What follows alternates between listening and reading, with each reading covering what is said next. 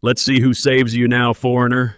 Sergeant Blake Harlow's voice cuts through the afternoon air like a blade. 23 soldiers stand frozen in formation at the obstacle course yard, boots sinking into mud left by this morning's rain. The patch, a small rectangle of fabric bearing a national flag, arcs through the air in slow motion before landing face down in a puddle. Blake's smile is the kind that doesn't reach his eyes, the kind that's practiced in front of mirrors and perfected over years of getting away with it. Corporal Nadia Reyes doesn't flinch. She doesn't speak. Her dark eyes remain fixed on the middle distance as she bends to retrieve the patch, mud soaking through the knee of her combat uniform. The fabric is cold and heavy in her palm. She stands at attention, shoulders squared, the patch dripping brown water onto her boots. Blake circles her like a predator assessing wounded prey. His footsteps make wet sucking sounds in the mud. "Did you hear me, Corporal? I asked who's going to save you." His voice rises just enough for the formation to hear every word. "Because from where I'm standing, you don't belong here. This isn't some diversity program. This is the United States Army." Nadia's fingers tighten imperceptibly around the patch. Her chest rises and falls in a measured pattern. 4 seconds in, 4 seconds hold, 4 seconds out. The breathing technique is so subtle that most observers would miss it entirely. But Gunnery Sergeant Ellis Grant, standing 30 feet away with his arms crossed and his gray hair buzzed military short, notices. His eyes narrow slightly, the way a mechanic's eyes narrow when an engine makes a sound it shouldn't make. The obstacle course stretches behind them like a gauntlet of steel and rope. Wall traverses stand at angles that demand upper body strength. Rope climbs dangle like nooses. Cargo nets sway in the light wind. Barbed wire glints over low crawl sections. This is where soldiers prove themselves, where excuses die and capability speaks louder than rank or rhetoric. Blake snatches the patch from Nadia's hand and examines it with theatrical disgust. "You know what this tells me? It tells me you got here through paperwork, not merit. It tells me some desk officer checked a box and shipped you to my course." He holds the patch at arm's length as if it might contaminate him. "Well, welcome to reality, Corporal. Out here, nobody cares about your paperwork." Nadia's gaze doesn't waver. Her jaw remains set. The only movement is the continued rhythm of her breathing. 4, 4, 4. It's the kind of calm that comes from muscle memory, from having been in worse situations and survived them. But Blake interprets her silence as weakness, as validation of everything he's been saying. "She's not even going to defend herself," Blake announces to the formation, his voice dripping with contempt. "Just stands there like a statue. Maybe that's what they taught her. Stand still and hope the enemy gets bored." Scattered, nervous laughter ripples through the ranks. Not enthusiastic laughter, but the kind that emerges when people are uncomfortable and don't know how else to respond. Private Leo Park, 23 years old with kind eyes and a nervous habit of adjusting his helmet, shifts his weight from foot to foot. He's standing in the second row, close enough to see Nadia's face, but far enough away to maintain plausible deniability if anyone asks what he witnessed. Something about her stillness bothers him, but not in the way Blake intends. It's the stillness of controlled potential energy, not defeat. Near the equipment shed, a man in civilian clothes adjusts a small camera clipped to his collar. Marcus Trent holds a notepad and wears credentials identifying him as a military journalist. His presence was explained during morning formation as routine, documenting training procedures for an article on modernization efforts. Nobody gave him a second thought. He writes something in his notepad, his expression neutral, his attention seemingly divided between multiple groups. Blake tosses the patch back to Nadia. It hits her chest and drops to the mud again. "Pick it up," he orders, "and maybe think about requesting a transfer to something more suitable. Supply, administration, somewhere you can't get real soldiers hurt." Nadia bends again. As she reaches for the patch, she adjusts the harness of her tactical belt with her right hand, a casual gesture, the kind of absent-minded movement anyone might make. But the way her fingers wrap around the nylon webbing makes Gunny Ellis's eyes widen slightly. That grip. He's seen it before, in very specific contexts that have nothing to do with basic training courses. It's the controlled precision of someone who has handled tactical gear under conditions where mistakes measure in milliseconds. The patch is muddy now, nearly unrecognizable. Nadia wipes it against her sleeve, careful and methodical, then tucks it into her cargo pocket. Blake watches this with evident satisfaction, interpreting her care as sentimentality, as emotional attachment that he can exploit. "First exercise," Blake announces, pivoting to address the formation. "Rope climb, 30 feet, full gear, under 90 seconds. Standard warm-up." He pauses for effect. "Corporal Reyes, you'll demonstrate." The statement hangs in the air like a challenge wrapped in inevitability. The rope climb is notorious. 30 feet of quarter-inch hemp that burns palms and tests grip strength. Under 90 seconds is achievable for trained soldiers. For someone carrying the weight of public humiliation, with hands that might be shaking from adrenaline or suppressed anger, it's a setup designed to confirm Blake's narrative. Nadia walks to the rope without hesitation. Her movements are economical, efficient.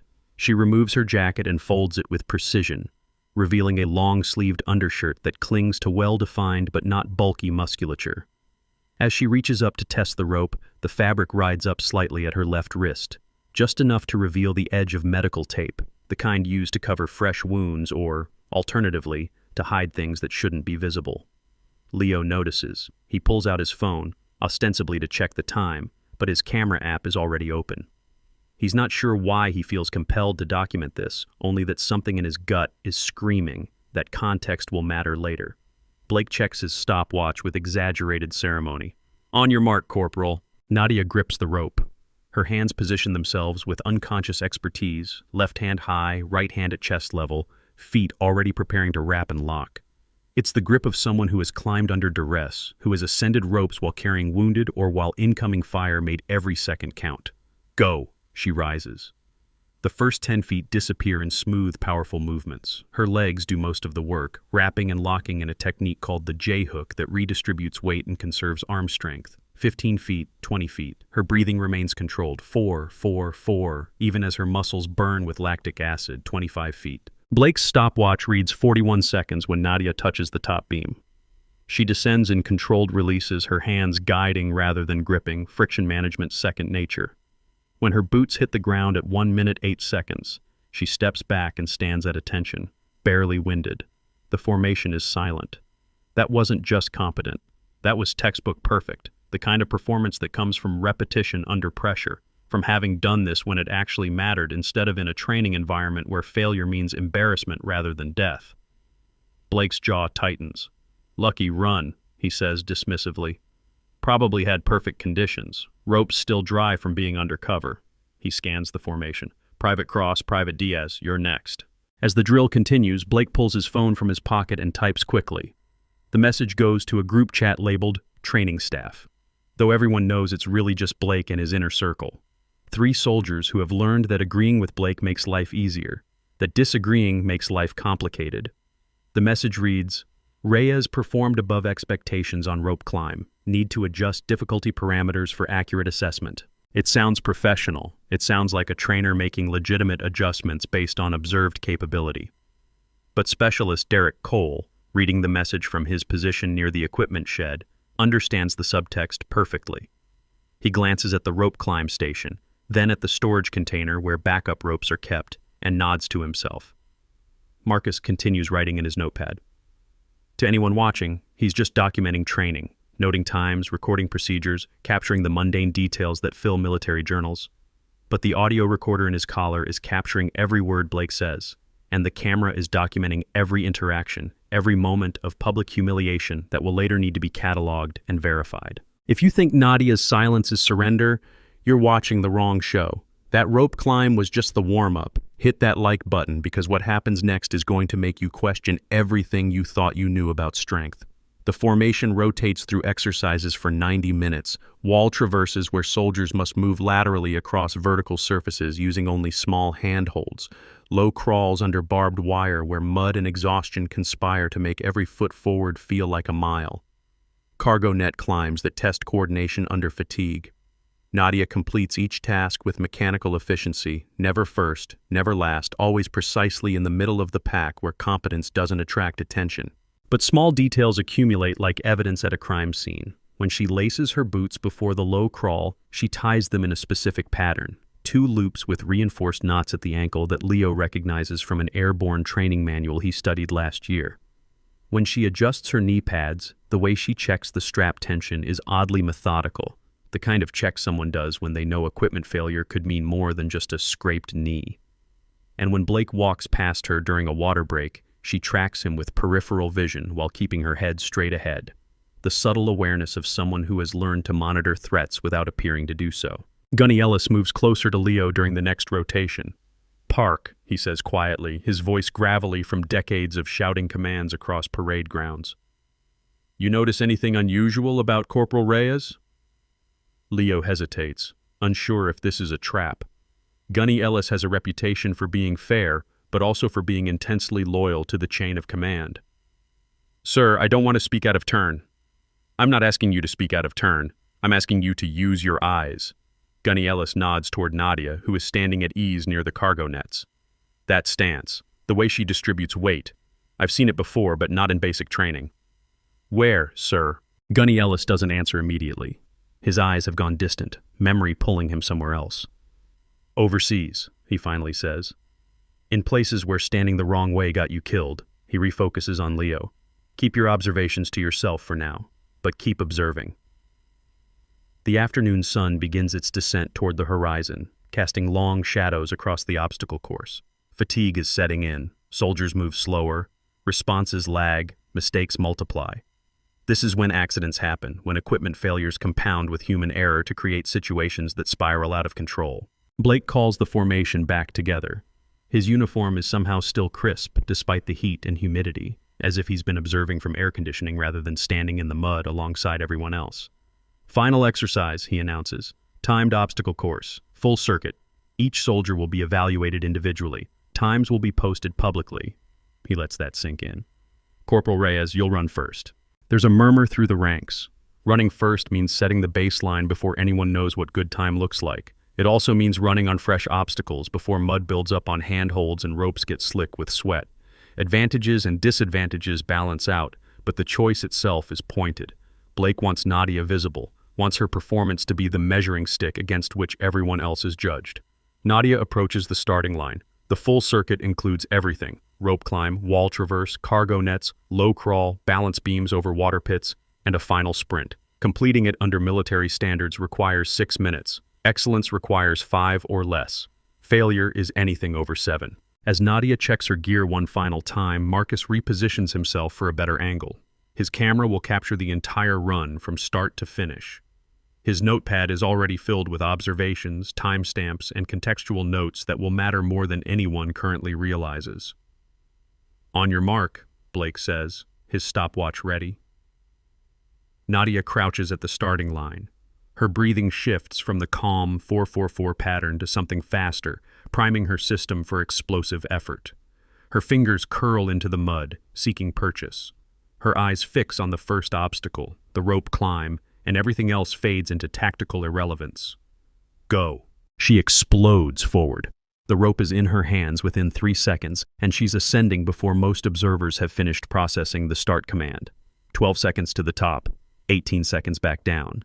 She hits the ground and transitions immediately to the wall traverse, mud flying from her boots. The traverse requires moving 15 feet laterally across a vertical wall using only fingertip holds. Nadia attacks it with controlled aggression. Her movements precise but fast, weight shifting from hold to hold with minimal wasted motion. 31 seconds elapsed when she drops from the final hold and sprints to the cargo nets. Cargo nets are deceptive. They look easier than rope climbs because they provide multiple points of contact, but the flexibility of the net means that every movement creates instability. Soldiers who rush make the net swing, wasting energy fighting momentum. Nadia climbs steadily, maintaining 3 points of contact at all times, reaching the top in 19 seconds and descending in 14, 1 minute 4 seconds. She's ahead of pace for excellence by 16 seconds. The low crawl is where many soldiers lose time. 30 yards under barbed wire strung 18 inches above mud. Going fast risks cutting yourself on the wire. Going too slow burns time and energy. Nadia drops prone and begins pulling herself forward with her elbows, legs driving in rhythmic pushes. Her profile is so low that the wire never touches her back. 43 seconds later, she emerges on the other side, mud coating her from chin to boots. 2 minutes 11 seconds total, still ahead. The balance beams are next. 3 8-inch wide beams set over water pits, each beam 12 feet long with 6 inches of separation between them. Nadia doesn't hesitate or slow. She runs across the first beam like it's solid ground, uses the momentum to jump to the second, crosses it, jumps to the third. 9 seconds. 2 minutes 20. Final obstacle, the sprint. 100 yards flat out to the finish line, but something is wrong. As Nadia rounds the turn toward the sprint lane, her right boot catches on something. Not a rock or a root, those would be visible. Something deliberate. A thin wire strung at ankle height, nearly invisible against the mud, positioned precisely where a runner at full speed would hit it. She goes down hard. Her momentum carries her forward into a roll, and she comes up on one knee, breathing hard, disoriented for the first time all day. Blood runs from a scrape on her palm where she caught herself. The clock continues ticking. Blake's expression is carefully neutral, but there's a glimmer of satisfaction in his eyes. "Obstacle failure," he calls out. "Time continues." Nadia pushes to her feet and completes the sprint. When she crosses the finish line, the stopwatch reads 3 minutes 47 seconds. Slower than expected given her performance on the earlier obstacles, but still well within acceptable range. Except Blake is shaking his head. "I'm seeing a violation, Corporal. You failed to properly clear the beam transition. That's an automatic time penalty." He makes a show of consulting a clipboard. "Adds 90 seconds to your final time. 5 minutes 17 seconds. That's a fail." The formation knows this is fabricated. Multiple soldiers saw the entire run. There was no beam violation. But Blake is a sergeant with authority, and contradiction means consequences that extend far beyond a single training day. Leo's fingers tighten around his phone. He got the entire run on video, including the moment Nadia went down. The wire is barely visible in the footage, but it's there if you know where to look. He starts to step forward to offer evidence, but Gunny Ellis's hand comes down on his shoulder. "Not yet," the older man says quietly. "Sometimes the trap needs to close completely before it can be proved." Blake posts the times on the board near the equipment shed. Nadia's fabricated failure is listed first, highlighted in red marker. "Let that be a lesson," he tells the formation. "Standards exist for a reason. Shortcuts don't cut it." His gaze finds Nadia. "Perhaps you should consider whether this posting is the right fit for your capabilities, Corporal." Nadia stands at attention, saying nothing. The mud on her uniform is beginning to dry into a gray crust. The blood on her palm has smeared across her fingers. Her breathing has returned to the 4-4-4 pattern, controlled and deliberate, despite having just completed a course that should leave anyone gasping. As the formation is dismissed, soldiers scatter to the barracks, the dining facility, the PX. Small groups form and dissolve, conversations happening in lowered voices. Derek Cole intercepts Blake near the equipment shed, and they exchange words too quiet for anyone else to hear. Seth Vance and Ivan Cross join them moments later, forming a tight cluster that radiates exclusivity and shared purpose. Marcus packs his camera and notepad with unhurried efficiency. Before he leaves, he makes eye contact with Nadia for exactly 2 seconds. No expression crosses his face. No signal is given. But something passes between them, an acknowledgement that exists outside of spoken language. Gunny Ellis watches all of this from his position near the barracks entrance. His weathered face shows nothing, but his mind is cataloging details, building a picture that doesn't match the official narrative. That stance, that breathing, that grip on the rope, and now that controlled response to public humiliation and manufactured failure. This isn't a soldier struggling to meet standards. This is someone playing a role so thoroughly that only the details give her away. The sun touches the horizon, painting the obstacle course in shades of amber and rust. Equipment casts long shadows. The mud begins to cool. Tomorrow will bring new humiliations, new manufactured failures, new opportunities for Blake to prove that Nadia doesn't belong. But somewhere in the gathering darkness, pieces are moving on a board that Blake can't see. Cameras have recorded what needs recording.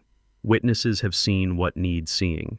And the woman at the center of it all continues her performance of silence and submission, breathing in patterns that military psychologists associate with combat stress management, moving with economy that comes from environments where wasted motion means wasted life. The next day arrives with gray skies promising rain that never quite materializes. Morning formation happens at 6:30, soldiers arranged in precise rows while the national anthem plays from speakers mounted on the barracks. Blake walks the ranks, inspecting uniforms, noting deficiencies that will translate into corrective training later. When he reaches Nadia, he stops. "Corporal, your boots are improperly laced." She looks down. Her boots are laced exactly to specification, military standard as outlined in regulation. But Blake has already moved on to the next complaint. "And your name tape is crooked." It isn't. But 2 other soldiers nearby shift uncomfortably, recognizing the pattern. Blake is building a case, accumulating minor infractions that individually mean nothing but collectively create a narrative of incompetence. After formation, the unit moves to the dining facility. The DFAC is crowded, soldiers filling trays with scrambled eggs and toast and institutional coffee that tastes like it was brewed yesterday and reheated today.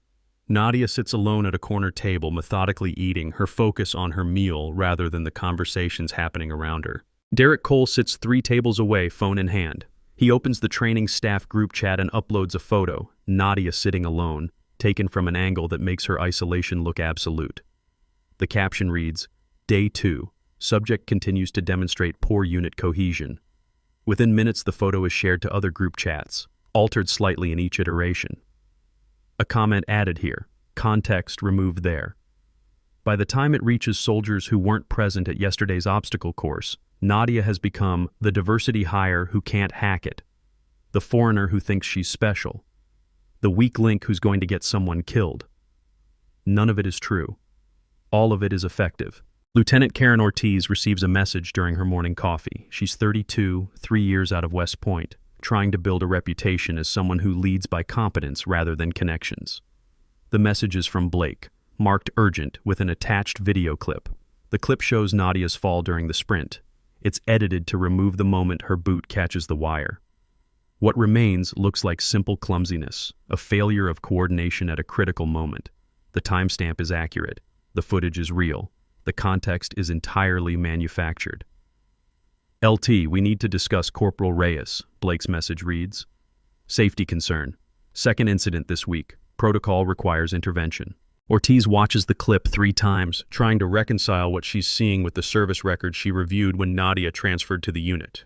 That record showed competence, even excellence, in previous postings. But records can be misleading.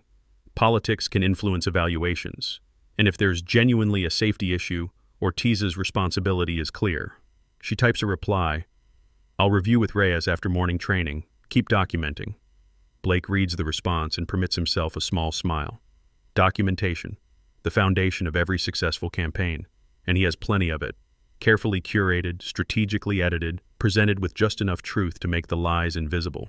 Morning training is scheduled at the shooting range 100 yards from the barracks. 20 firing lanes, each with steel targets at 50, 100, and 200 yards.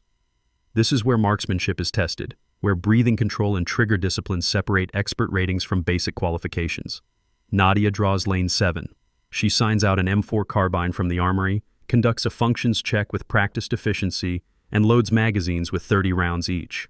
Standard military ball ammunition, 5.56 NATO, the kind that's been fired billions of times across decades of conflicts. The range safety officer calls the line to ready. Nadia assumes a standing position, rifle to shoulder, cheek weld solid, breathing slowing to prepare for the first string of fire. Her left hand grips the forward rail with fingers aligned, thumb over bore. Exactly the grip Gunny Ellis noticed yesterday. Range is hot, the safety officer announces. Fire when ready. The crack of rifle fire fills the air. 20 soldiers engaging targets simultaneously, brass casings arcing through sunlight, the smell of gunpowder mixing with morning dew. Nadia fires in controlled pairs. 2 rounds, breathe, assess, 2 rounds. Her targets ring with metallic impacts that carry across the range. Blake stands behind the line with binoculars watching. He's looking for mistakes, for violations he can document, for evidence that Nadia doesn't belong near weapons. But her performance is frustratingly competent. Every round finds steel, her transitions between targets are smooth, her weapon handling is textbook. Ivan Cross stands 3 lanes away. He glances at Blake, receives an almost imperceptible nod, and waits for his opportunity. It comes during a reload. While Nadia's rifle is pointed downrange but empty, Ivan deliberately knocks his magazine off the firing line. It hits the ground near Nadia's boots. Sorry, he says, reaching down to retrieve it. But as he bends, his elbow jostles Nadia's rifle case, knocking it over. The case spills open, dumping cleaning supplies and tools into the dirt. It's clumsy and obvious, but it accomplishes the goal, creating a distraction during a hot range. Cease fire, the safety officer calls immediately. Corporal Reyes, secure your equipment. Nadia kneels to gather the scattered items, moving quickly but carefully. Blake appears at her shoulder. Corporal, failing to secure equipment during a hot range is a serious violation. The case was secured, Sergeant. It was knocked over. Are you saying Private Cross deliberately sabotaged your equipment? It's a trap wrapped in procedure. If Nadia accuses Ivan, she looks paranoid and unable to work with team members. If she accepts responsibility, she's admitting to a safety violation. Either way, Blake adds it to his growing documentation. Nadia chooses silence. She repacks the case, secures it with extra attention, and returns to her firing position. The range goes hot again. She completes her qualification with a score of 38 out of 40, well above minimum standards, but not perfect enough to be notable. Think Blake's just picking on someone randomly? Think again. Every move he makes is calculated, every humiliation documented, every witness silenced or converted. Drop your theory in the comments because this rabbit hole goes deeper than anyone realizes. Lunch passes in tense silence. Nadia eats alone again, though Leo Park sits one table closer than yesterday, a small gesture of solidarity that costs him nothing but might mean something later.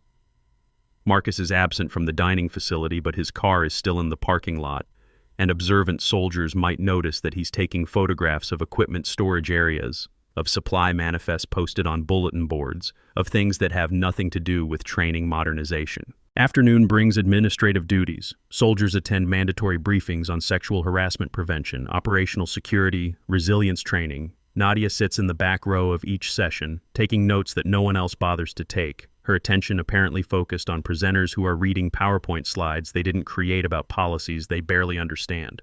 But during the OPSEC briefing, something shifts. The instructor mentions chain of custody for sensitive equipment, proper procedures for reporting missing gear, the importance of documentation when irregularities are discovered. It's dry material, the kind that makes eyelids heavy and minds wander. Nadia's pen moves across her notepad. To anyone watching, she's just taking detailed notes. But if someone were to look closely, and later someone will, they'd see that she's not transcribing the presentation. She's listing equipment from the obstacle course, noting discrepancies between what was supposed to be available and what was actually present. A rope that should have been replaced last month but is still in service, harnesses missing inspection tags, a storage container that's listed as empty on the manifest but clearly contains something based on the padlock securing it. Seth Vance sits 3 rows ahead, scrolling through his phone. He's searching for Nadia's social media presence, looking for ammunition. Everyone has something embarrassing online. Old photos, questionable opinions, associations that look bad in retrospect. But Nadia's digital footprint is oddly minimal. A Facebook account with no posts, an Instagram that's never been used. LinkedIn shows her military service and nothing else. This absence is itself suspicious to Seth. Everyone has a digital life. Everyone overshares something. The complete lack of personal information doesn't read as privacy conscious. It reads as scrubbed, as carefully curated, as the online presence of someone who doesn't want to be found. He sends a message to the group chat. Reyes has no social media history. Something's off. Derek replies, maybe she's just boring. Blake's response comes 30 seconds later. Or maybe she's hiding something. Keep digging. The briefings end at 1600 hours. Soldiers disperse to personal time, the gym, the barracks, the PX, anywhere that isn't mandatory formation. Nadia walks to the base library, a small building near the chapel that most soldiers forget exists. She checks out a technical manual on equipment maintenance and sits in a corner reading, her back to the wall, positioned where she can see both entrances. Gunny Ellis finds her there an hour later. He pulls a chair across from her but doesn't sit immediately, asking permission through gesture. She nods once. You read a lot, Corporal? His tone is conversational, the question genuine rather than interrogative. When I have time, Gunnery Sergeant. That's a pretty dry manual for pleasure reading. I like to stay current on procedures. Ellis finally sits.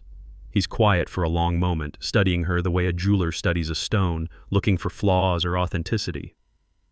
I noticed something yesterday, he says eventually. The way you tie your boots. That's airborne standard, isn't it? I've had various training, Gunnery Sergeant. I'm sure you have. He leans back, his gaze drifting to the manual she's reading. Equipment maintenance procedures. Specifically, documentation requirements for gear that goes missing or gets damaged. He meets her eyes. Interesting choice. Nadia doesn't respond. She simply returns to reading. But there's an awareness in her posture now, a recognition that Ellis sees more than most. I've been in this army 28 years, Ellis continues. Deployed 6 times. saw things that don't make it into official reports, met people who weren't exactly what their uniforms said they were. He stands, preparing to leave. You remind me of some of those people, Corporal, the way you move, the way you breathe, the way you let things happen without fighting back. Is there something you need to tell me, Gunnery Sergeant? No, just an observation. He pauses at the door. But here's another observation. Sometimes people who look weak are actually the most dangerous ones in the room. Sometimes silence is the loudest weapon. He tips his head slightly. You have a good evening, Corporal Reyes. After he leaves, Nadia continues reading for another 30 minutes.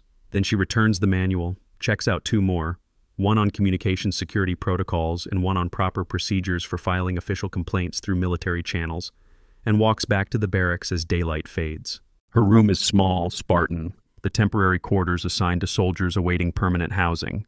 A bed, a desk, a locker, a single window overlooking the obstacle course. She sets the manuals on the desk and begins removing her uniform, careful and methodical, hanging each item precisely. The medical tape at her left wrist has begun to peel. She removes it slowly, revealing not a wound but the edge of something else, a line of ink, blue-green, part of a larger design that extends up her forearm beneath the long-sleeved undershirt she never removes. She doesn't look at it, doesn't examine it or trace its lines.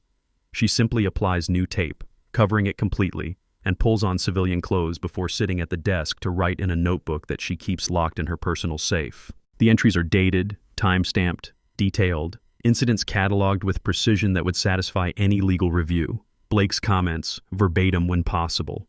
Witnesses present, context and circumstances, the growing pattern of harassment documented in ink that will never fade or be conveniently lost. At 2100 hours, her phone vibrates, a text from an unknown number. 72 hours elapsed, Phase 1 documented, continue protocol. She doesn't reply. She never replies. She simply deletes the message and returns to her notebook, adding one more entry to the growing chronicle of calculated cruelty. The next morning brings mandatory PT at 0530. The unit forms up in the pre-dawn darkness, breath visible in the cool air, soldiers still shaking off sleep. Blake leads the formation through stretches, then announces a 5-mile run in full kit. 5 miles with 40 pounds of gear is standard conditioning, uncomfortable but manageable for soldiers in reasonable shape. The route takes them through base roads, past motor pools and administrative buildings, ending back at the barracks. Pace is set by the formation leader, in this case Blake, who has a reputation for pushing speed until someone falls out. Nadia runs in the middle of the pack, neither struggling nor excelling. Her breathing remains controlled, her stride economical. The gear bounces against her back with each footfall, but she's adjusted the straps to minimize movement, reducing the energy cost of carrying the weight. At mile 3, Blake calls for double time. The formation accelerates, soldiers breathing harder, sweat beginning to soak through uniforms despite the cool temperature. This is where the run stops being conditioning and starts being punishment, where fitness requirements give way to dominance displays. Mile 4 and Private Collins falls out, cramping. Blake doesn't slow. Protocol says a soldier should stay with anyone who falls behind, but Blake interprets protocol loosely when convenient. Collins limps to the side of the road, hands on knees, gasping. Nadia glances back. Just once, just a flicker of attention.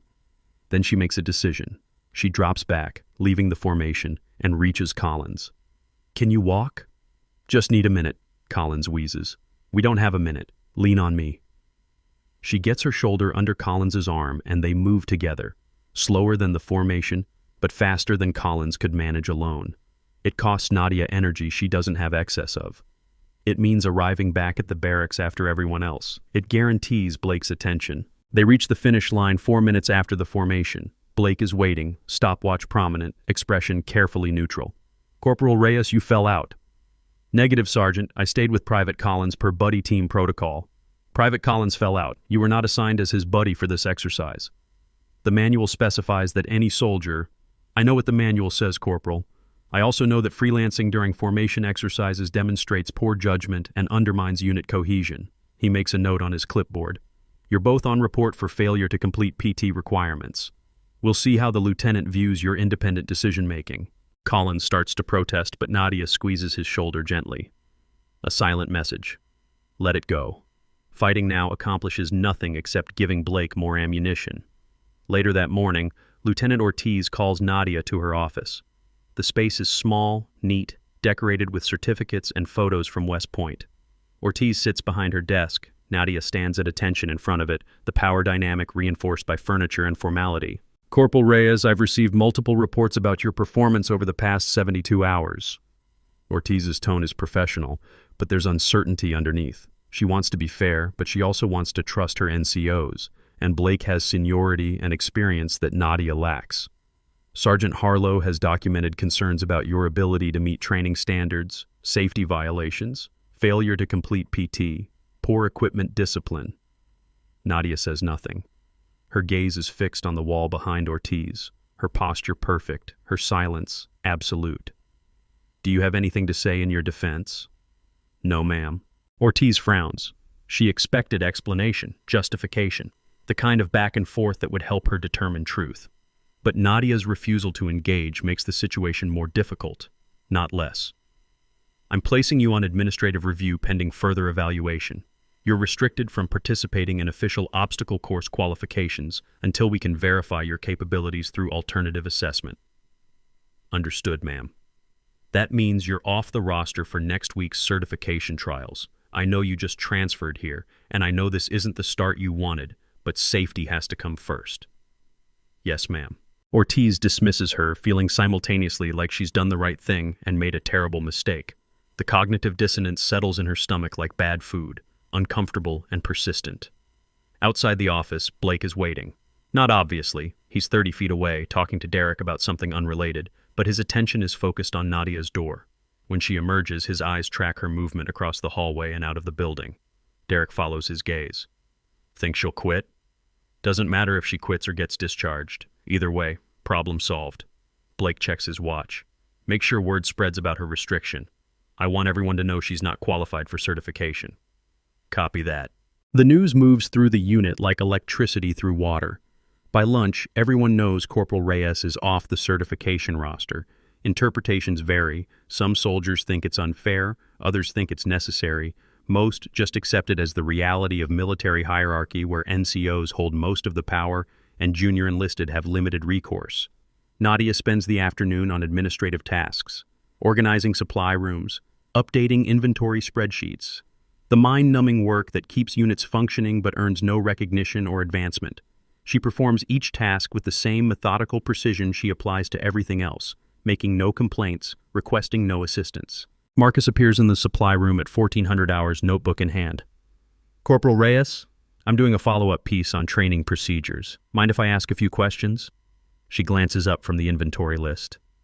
I'm not authorized to speak to media without clearance from public affairs, sir. Of course. I already have clearance from your command. Just general questions about equipment maintenance procedures. He moves closer, his voice dropping slightly. For instance, I've noticed some discrepancies in your unit's gear accountability. Items listed as present that don't appear to be in the locations specified. Nadia's pen pauses for half a second. It's such a small tell that anyone not watching specifically for it would miss it entirely. I wouldn't know about that, sir. I'm new to the unit. Right, new to the unit.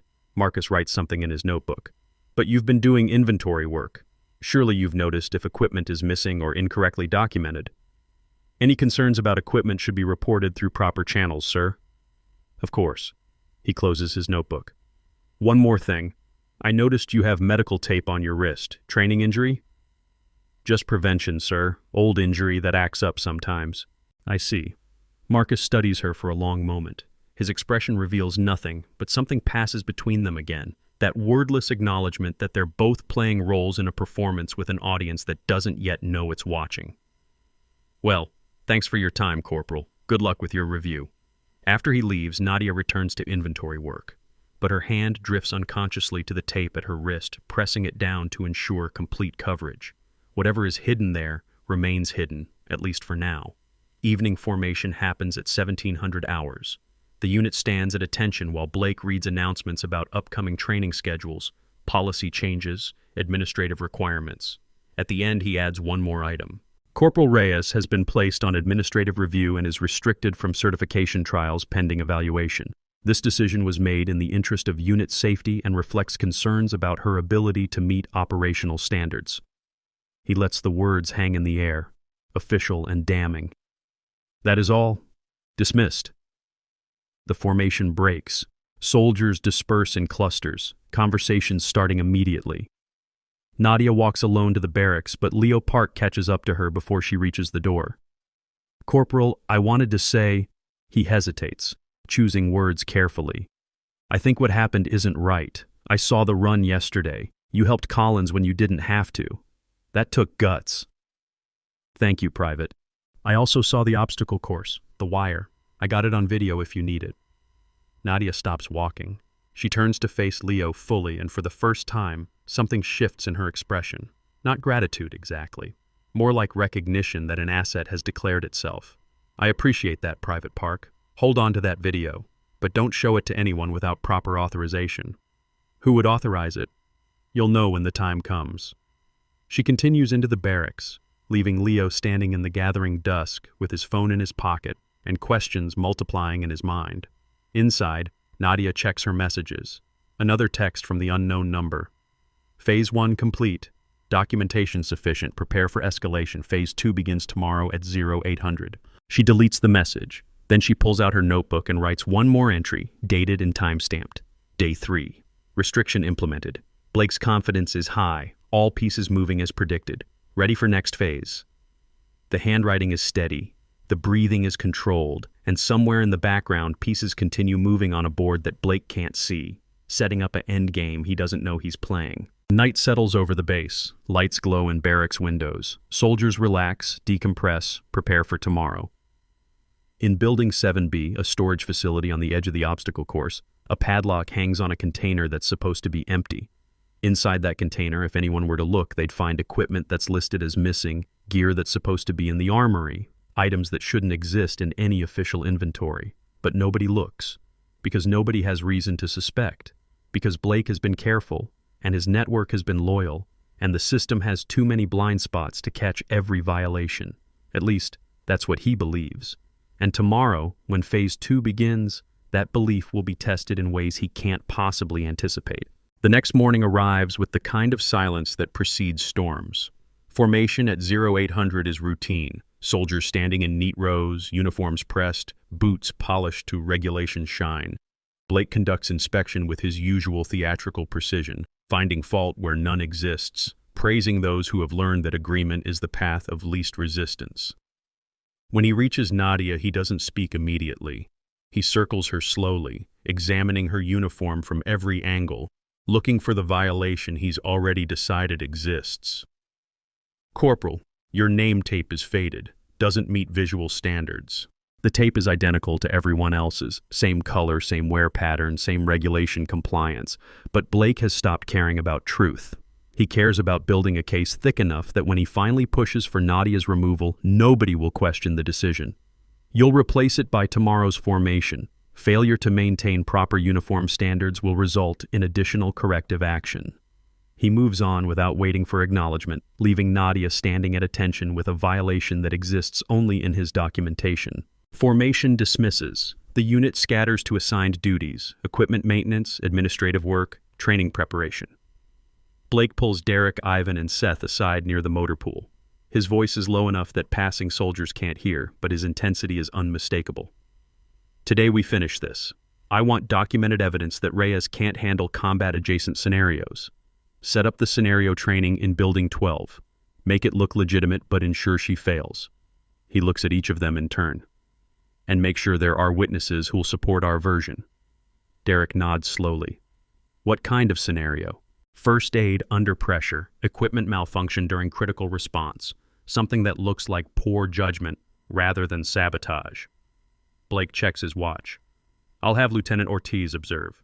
She's already questioning Reyes's competence. One more failure and she'll approve the transfer request I'm drafting." They separate, moving to their assigned tasks with the coordinated efficiency of people who have done this before. This isn't the first time Blake has orchestrated someone's removal. It's not even the 10th. He's refined the process over years, learned what evidence convinces officers, what documentation satisfies regulations, what patterns of failure make discharge inevitable.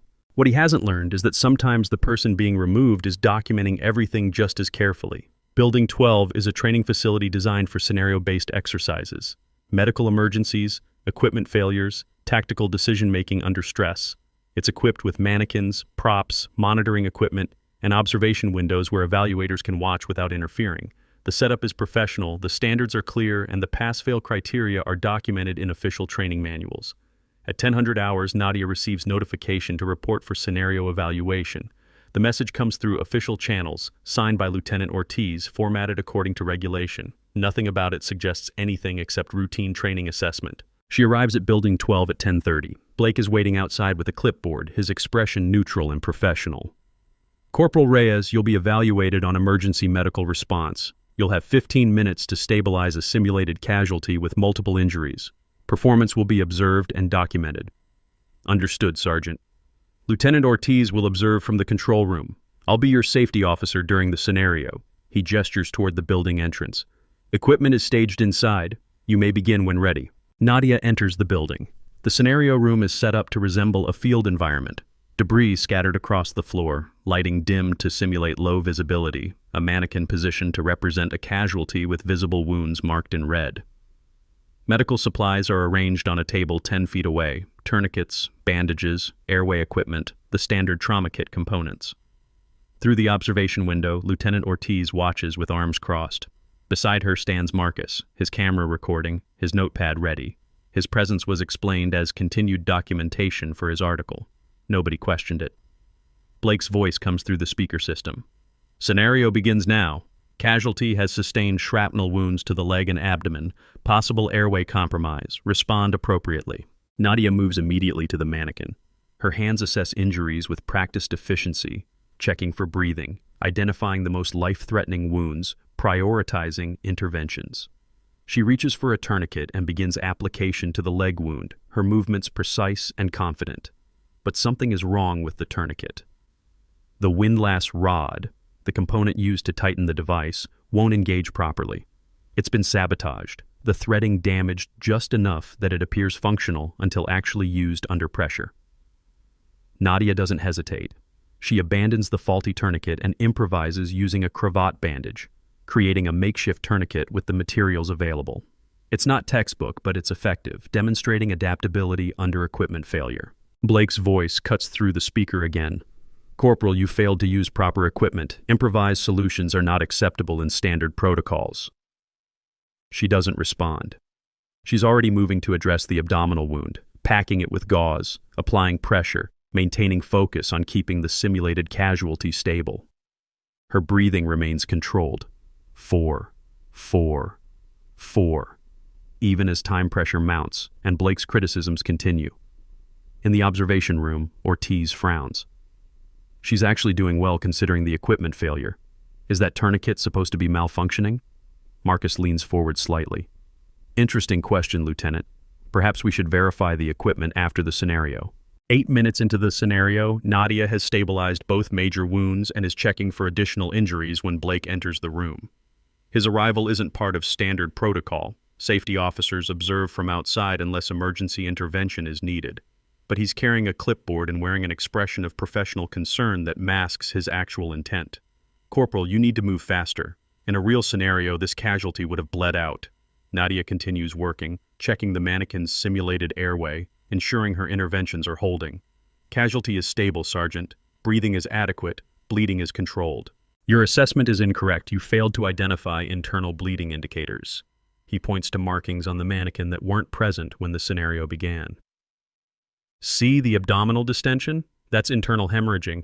You should have called for evacuation immediately. It's a setup. The markings were added during the scenario, creating failure conditions that didn't exist initially. But arguing will be interpreted as insubordination, and Blake controls the documentation. Nadia stands, facing him directly. Sergeant, those markings were not present during my initial assessment. Are you suggesting I'm falsifying the scenario? The question is a trap. Answer yes, and she's accusing a superior of misconduct without proof. Answer no, and she's accepting failure. The only winning move is silence. But Nadia doesn't choose silence this time. Instead, she does something unexpected. She steps toward Blake, her right hand reaching for her sleeve. Sergeant Harlow, I need to show you something. Corporal, this scenario is still in progress. The scenario can wait.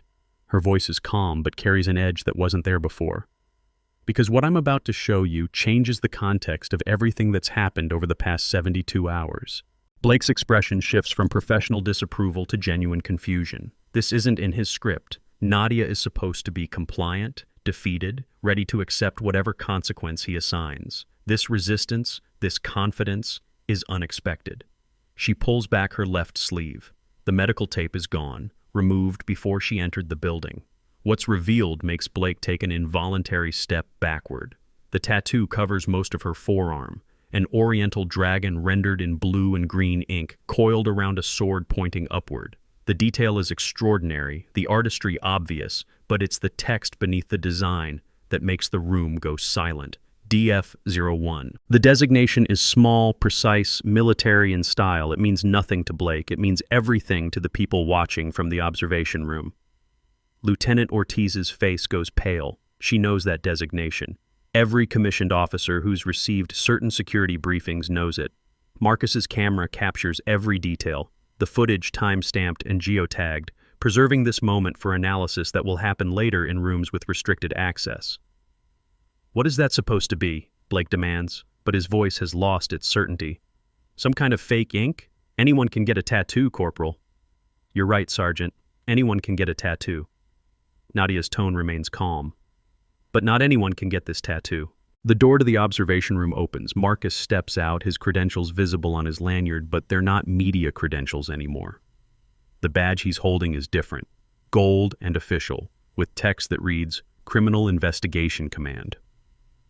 "Sergeant Blake Harlow," Marcus says, his voice carrying the weight of federal authority. "I'm Agent Marcus Trent, CID. The tattoo you're looking at belongs to Corporal Nadia Reyes, designated Asset DF-01 of Dragonfly Task Force, a joint strike anti-corruption unit operating under NATO liaison protocols." The words hit Blake like physical blows. His face cycles through confusion, disbelief, and the first stirrings of genuine fear. "That's impossible. She's just a transfer." "She's an undercover investigator." Marcus pulls out a tablet, activating the screen. "And for the past 72 hours, she's been documenting your operation. Every violation, every falsified report, every piece of equipment you've diverted from military inventory and sold through off-base contacts." He turns the tablet to show Blake the screen. It's filled with photographs, timestamps, documented transactions.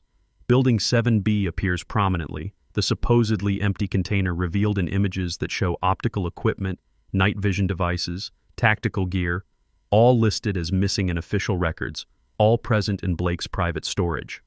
"That's not... I don't..." Blake's composure is fracturing. "You can't prove I had anything to do with that." "Actually, we can." Marcus swipes to another screen. "We have your communications with off-base buyers. We have financial records showing deposits that don't match your official salary.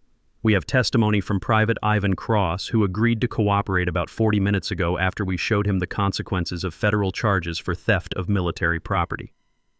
Blake's gaze snaps to the observation window where Ivan stands next to Lieutenant Ortiz, looking like he'd rather be anywhere else. The betrayal registers on Blake's face, the realization that his network is collapsing, that loyalty purchased through intimidation evaporates when federal prison becomes the alternative. And then there's this. Marcus plays video footage captured by Leo Park, the obstacle course run, showing clearly the wire that caused Nadia's fall, footage that Blake thought didn't exist. Attempted assault on a federal agent conducting an investigation, that's a separate felony. The room has gone completely silent. Nadia remains standing with her sleeve pulled back, the dragon and sword visible, the designation undeniable. Lieutenant Ortiz enters the scenario room, her expression a mixture of shock and anger. Anger at Blake for corrupting her unit, anger at herself for not seeing it sooner. "Sergeant Harlow, you're relieved of duty effective immediately." Her voice shakes slightly but remains firm. "You will surrender your credentials and remain in this building until military police arrive to escort you to pretrial confinement." "Lieutenant, you don't understand." "I understand perfectly," Ortiz cuts him off. "I understand that I trusted you with training responsibilities, and you used that trust to run a criminal enterprise. I understand that you targeted Corporal Reyes because she was investigating you, and I understand that I nearly let you destroy the career of an agent who was trying to protect this installation." Blake just went from predator to prisoner in under 3 minutes. But here's the thing, he's not the only name on that list. Hit that subscribe button, because Tower 4 doesn't rest until every corrupt link is broken. Military police arrive within 10 minutes. Blake is escorted out in handcuffs, his face a mask of disbelief. The soldiers who witnessed his reign can barely process what they're seeing, the sergeant who seemed untouchable being led away like a common criminal. Derek and Seth are taken into custody for questioning. Their involvement is less than Blake's, but sufficient for charges. The unit stands in shocked clusters, trying to reconcile the past 72 hours with this new reality. Nadia pulls her sleeve back down, covering the tattoo. Lieutenant Ortiz approaches her with visible discomfort. "Corporal, or should I say Agent Reyes, I owe you an apology. I should have investigated the allegations more thoroughly instead of accepting Sergeant Harlow's documentation at face value." "You followed protocol, ma'am. That's what he counted on." "Still." Ortiz extends her hand. "Thank you for your service, and for your patience with this process." They shake. It's formal, brief, carrying the weight of mutual respect earned through difficult circumstances. Gunny Ellis emerges from the crowd that is gathered outside Building 12. He approaches Nadia with a knowing look. "That stance," he says quietly. "That breathing. I knew I'd seen it before." "You have good instincts, Gunnery Sergeant. 28 years teaches you to recognize operators." He nods toward the tattoo, now hidden again. "Dragonfly. Heard rumors about that unit, mostly dismissed them as legend. Legends are useful. They keep people from looking too close." Marcus rejoins them, his camera and notepad put away, his CID credentials displayed openly now. "We need to secure Building 7B and conduct a full inventory. Lieutenant, I'll need access to your unit's equipment records for the past 18 months. You'll have full cooperation, Agent Trent." The next 3 hours are a controlled hurricane of activity. CID personnel arrive with equipment and documentation. Building 7B is opened and photographed from every angle. The container's contents are cataloged, $140,000 worth of missing gear, all traceable through serial numbers to this installation and others in the region. Leo Park approaches Nadia near the equipment shed. "So you were investigating the whole time. That's why you let him—" He stops, recalibrating. "That's brilliant. You let him think he was winning. The best way to catch someone is to let them feel safe enough to make mistakes." She glances at him. "Thank you for keeping that video private. It provided corroboration we needed." "I just knew something wasn't right." He hesitates. "Can I ask why the tattoo? Why make it so you could be identified?" "Because at some point, the investigation had to transition from observation to action. The tattoo serves as authentication, as proof of authority. Blake needed to understand that his actions weren't just violations of military regulations. They were crimes against a federal investigation." By evening, the immediate crisis has been contained. Blake and his associates are in pre-trial confinement awaiting charges. CID has secured all evidence. Lieutenant Ortiz has issued a statement to the unit explaining the situation in terms that balance operational security with the need for transparency. Nadia sits in the now quiet scenario room, writing in her notebook. Agent Trent joins her, carrying 2 cups of coffee. "Thought you could use this." "Thanks." She accepts the cup. Phase 1 complete. Documentation is solid. Ironclad. Blake's going to spend the next decade in federal prison, minimum. His associates will face lesser charges, but sufficient to make examples. Marcus sits across from her. "You did good work. Took discipline to endure what he put you through without breaking cover." "I wore their contempt like armor," Nadia says quietly. "Every insult was evidence. Every violation was documentation. Strength isn't making noise when people applaud. It's maintaining discipline when nobody's clapping. Dragonfly philosophy? Common sense philosophy." Marcus pulls an envelope from his jacket. "Speaking of Dragonfly, we have Phase 2, 3 names, 72 hours. Tower 4 sends regards." Nadia opens the envelope.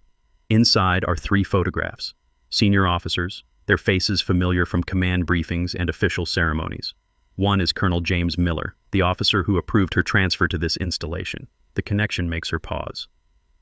"Miller signed off on equipment transfers that should have raised red flags," Marcus explains.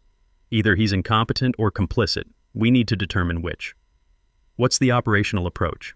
"Similar to Phase 1. You'll maintain your cover as Corporal Reyes recently vindicated. You'll be assigned to base logistics, which gives you access to supply chain documentation. We believe Miller has been approving irregular transfers to civilian contractors who then resell to foreign buyers. Nadia studies the photographs. Timeline? 72 hours to establish probable cause. If we find evidence, we move to arrest. If not, we withdraw and reassess. Marcus finishes his coffee. You've earned a break if you need one. This assignment is voluntary. I'll take it. I thought you might. He stands. Report to base logistics at 0700 tomorrow. Your cover story is administrative reassignment following the investigation. Everyone will assume you're being rewarded with easier duty. After Marcus leaves, Nadia remains in the scenario room. The mannequin is still positioned where she left it, the improvised tourniquet visible on its leg, evidence of adaptation under manufactured adversity. She considers the metaphor. Sometimes the equipment you're given is designed to fail, and survival means improvising with whatever remains. Her phone vibrates. Another message from the unknown number. Congratulations on Phase 1 completion.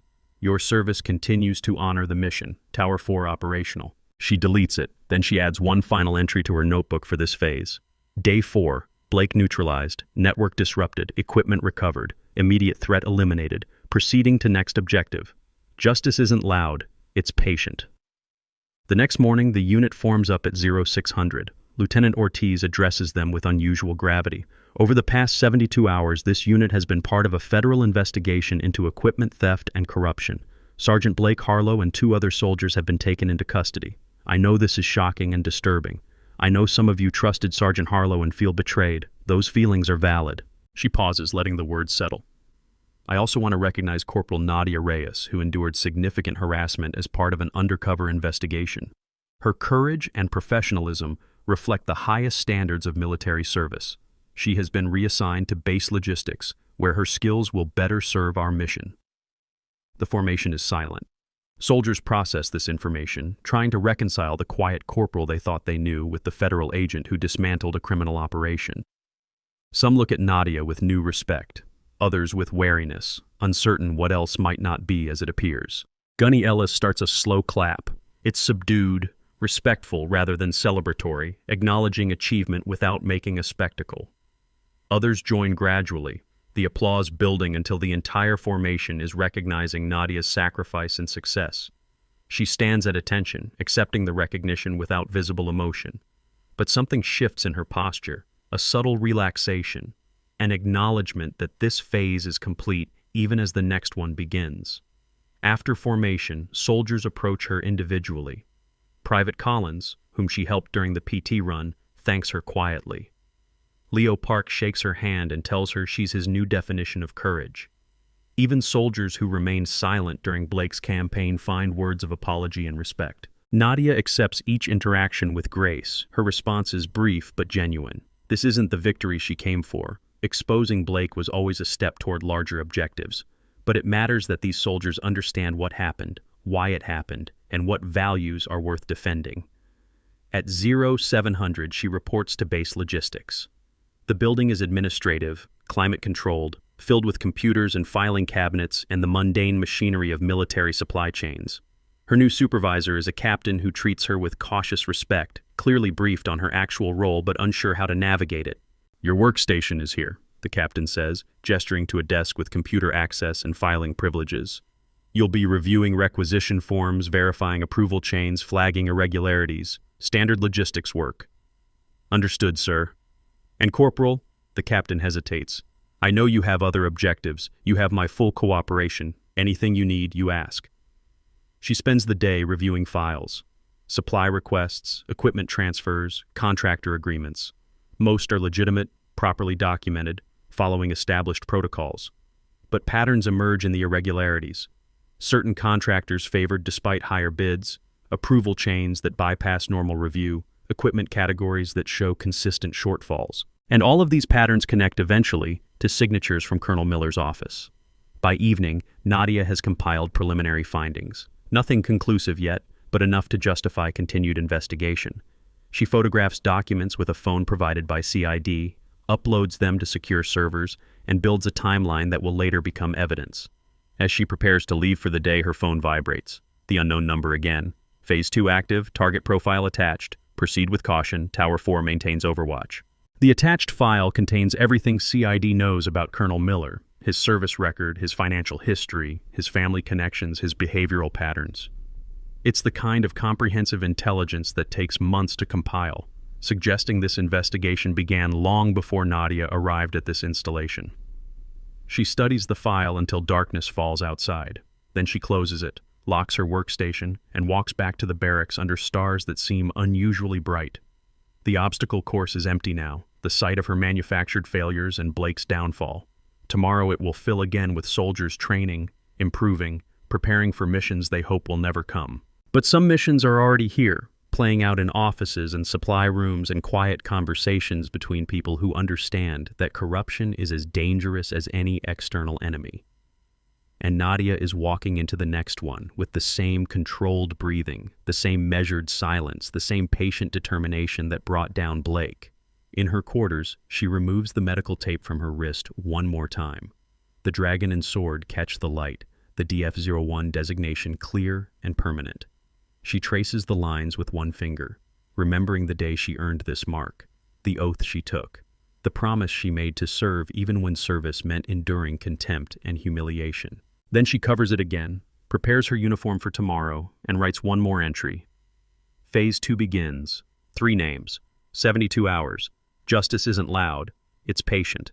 And Tower 4 never stops hunting. The camera on her phone blinks once, Marcus monitoring remotely, confirming receipt of today's documentation. Somewhere in a secure facility, analysts are reviewing her findings, building cases that will eventually dismantle networks that span installations and continents. But that's tomorrow's war. Tonight, Nadia sleeps the dreamless sleep of someone who knows her purpose, trusts her training, and believes that patience is the sharpest weapon in any arsenal. The dragon on her arm remains hidden, coiled, and ready, waiting for the moment when silence transforms into action and investigations become justice. Outside, the base settles into nighttime routine. Guard towers maintain watch. Security patrols check perimeters. In a small cell in the confinement facility, Blake sits on a metal bunk, finally understanding that the woman he tried to break was never breakable. She was just bending enough to let him hang himself. And in Building 7B, now sealed and marked as evidence, empty hooks where stolen equipment once hung stand as testament to a simple truth. Sometimes the weakest-looking person in the room is actually the most dangerous. Sometimes silence is the loudest weapon. And sometimes justice wears the uniform of a corporal who let contempt become armor, until the moment came to show everyone what armor protects. The story isn't over. It's simply moved to its next chapter, where new targets await and Tower 4 continues its patient hunt through the shadows of corruption. But for now, for tonight, one victory stands complete. Justice isn't loud, it's patient, and it always, eventually, finds its target. Retry.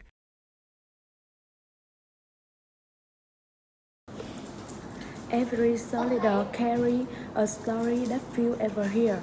Listen with your heart. Thank you for staying and watching. Subscribe to MVB Story for more.